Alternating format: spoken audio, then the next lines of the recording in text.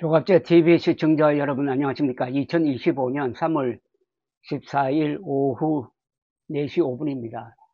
이준석 개혁신당 의원이 오늘 페이스북에서 어제 있었던 헌법재판소의 감사원장 및 검사 3명에 대한 탄핵 기각 선고에 대해서 아주 균형 있는 논평을 내어놓았습니다.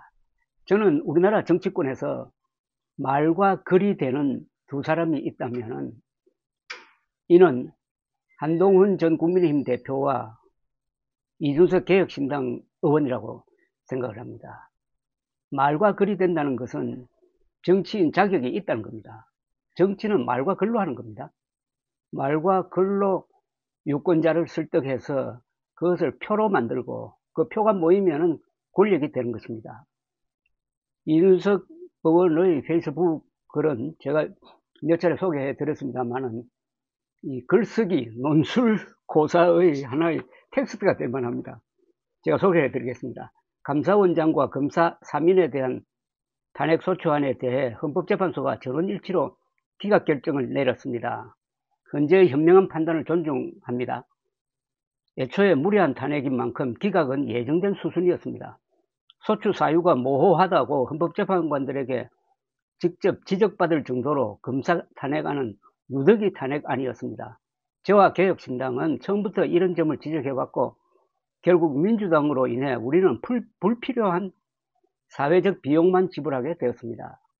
민주당 또한 법조인 출신 의원들이 많은 만큼 이번 탄핵 기각을 예상했을 것이라고 봅니다. 따라서 이재명 대표와 민주당이 대장동, 백현동 특혜 의혹 및 돈봉투 사건 수사검사들을 정치적으로 보복하기 위해 탄핵이라는 헌법적 수단을 장난감처럼 사유화했다고 볼 수밖에 없습니다.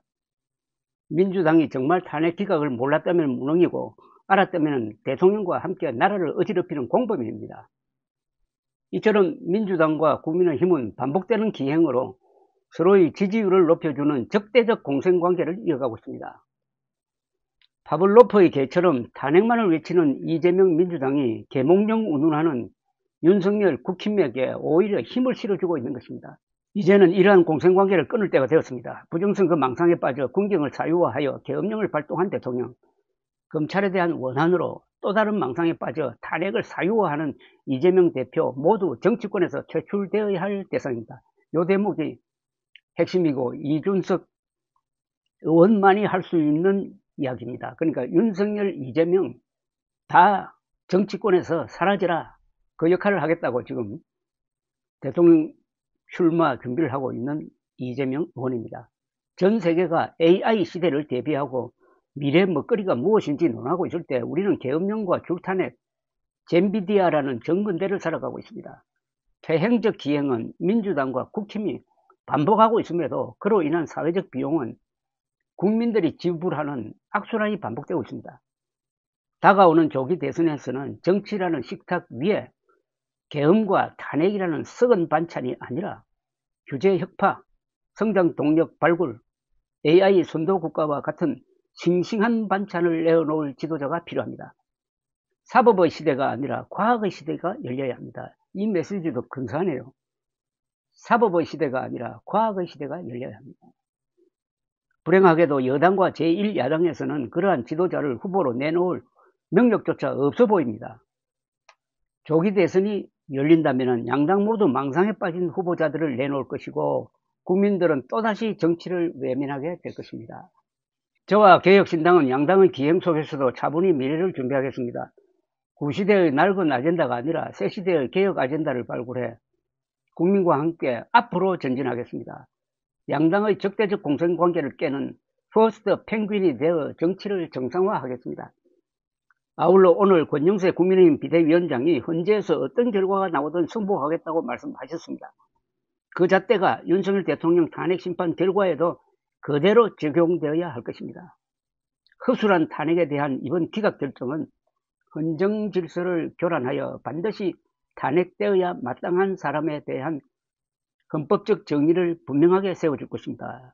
한번 다시 설명을 해야 되겠습니다. 이 문장은 허술한 탄핵에 대한 이번 기각 결정은 헌정 질서를 교란해 반드시 탄핵되어야 마땅한 사람에 대한 헌법적 정의를 분명하게 세워줄 것입니다. 그러니까 어제 그 기각결정, 전원일치의 기각결정의 논리가 반드시 탄핵되어야 마땅한 윤석열 대통령에 대한 헌법적 정의를 분명하게 세워줄 것이다. 이런 이야기입니다. 이준석 의원은 금투사 정치를 끝장내야 한다. 그래서 제3의 길을 가겠다고 해가지고 개혁신당을 만들어서 비록 의원 수는 3명밖에 안 되지만은 상당히 중요한 미래의 어떤 비전을 보여주고 있습니다. 어떻게 보면은 침몰하는 보수의 구명정 역할을 하고 있다고 생각됩니다. 그런 정신을 담아서 이런 글을 올렸는데, 이번 대선의 주제가 뭐가 돼야 될 거냐? 이번 대선도 그냥 탄핵, 계엄 이쪽으로 몰려갈 거냐? 아니면 이준석 의원이 말한 대로 미래의 먹거리, 국가의 생존 전략을 위한 사법이 아닌 과학의 시대를 열 거냐 하는 게 불가피한 조기 대선의 가장 큰 역사적 성격이 아닌가 하는 그런 생각이 들었습니다. 감사합니다.